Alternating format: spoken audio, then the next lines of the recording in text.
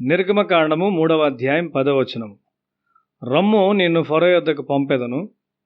ఇశ్రాయేలీలైన నా ప్రజలను నీవు ఐగుప్తులో నుండి తోడుకొని పోవలను అనెను. ఒక మనిషి కొరకు, అనగా సరి అయిన మనిషి కొరకు దేవుడు వెతుకుచూ ఉన్నాడు. ఇశ్రాయేలు పిల్లలందరిలో మోషే ఎంతో గొప్ప ఆధిక్యత గలవాడు. చాలా భక్తి గల ఇంటిలో పెంచబడి మరియు ఒక యువరాజునకు సంబంధించిన విద్య కలిగి ఉన్నాడు. ఇశ్రాయేలీల నిట్టూర్పులను దేవుడు విని ఉన్నాడు.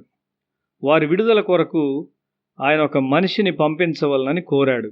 అయితే మోషే ఐగుప్తుకు తిరిగి వెళ్ళటకు నిరాకరించున్నాడు. కానీ దేవుడైతే మోషే యొక్క సహకరణ కొరకు చూస్తున్నాడు. నేను సమస్తము చేస్తాను, నీవు నాకు బదులుగా నిలుచుండుము అని దేవుడు చెప్పుచున్నాడు. అయితే మనము ఆయనకు విరోధముగా ఉంటాము. మన బలము మరియు మన ప్రజ్ఞ దేవుని నుండి మనకి ఇవ్వబడినవి.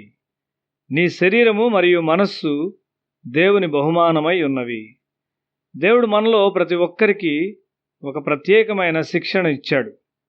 నీ జీవితపు వెనుకకు చూచినప్పుడు మరణమునకు చాలా సమీపముగా ఉన్నప్పటికీ నీవు మరణించనందుకు నీవు ఆశ్చర్యపడతావు.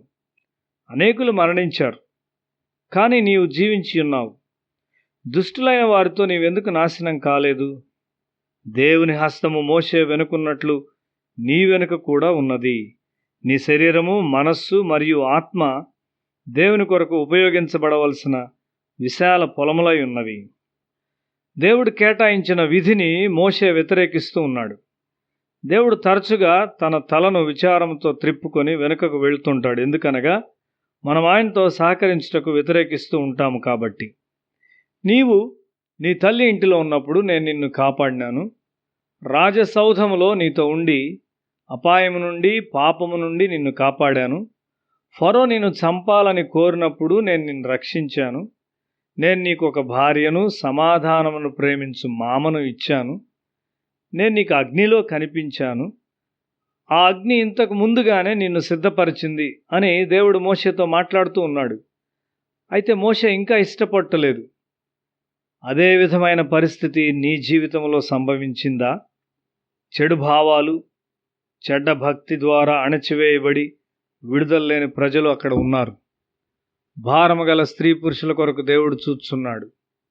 నీవు ఆయనతో సహపనివాడవని దేవుడు చెప్తూ ఉన్నాడు.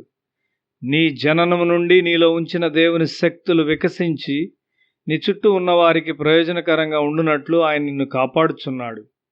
ఆయన సేవ కొరకు తగినవానిగా చేయు వేర్వేరు అనుభవములను నీకిచ్చి దేవుడు నిన్ను కాపాడుచున్నాడు. ప్రతి మంచి విషయమును మనకిచ్చిన దేవుడు మనతో బ్రతిమాలుతూ ఉన్నాడు. నీ ఆరోగ్యవంతమైన శరీరము దేవుని బహుమానము. ఒక భిక్షగాడు ఆహారం కొరకు ప్రాధేయపడినట్లు దేవుడు వచ్చి నీతో ప్రాధేయపడవలనా? మనం ఎంత గొప్ప దేవుని కలిగి ఉన్నామో, ఆయన యొద్ద ఎంత శక్తి ఉన్నదో మనం మర్చిపోతాము. క్రైస్తవ కుటుంబములు దేవుడు వారి కుటుంబంలో ఉండాలని అరుదుగా కోరుకుంటారు. ప్రభు యొక్క ప్రేమించు హస్తము నీ జీవితం అంతట్లో మర్మయుక్తంగా పనిచేయడం నీవు చూడనిచో ఆయనకి నీవు కృతజ్ఞత కలిగి ఉండలేవు.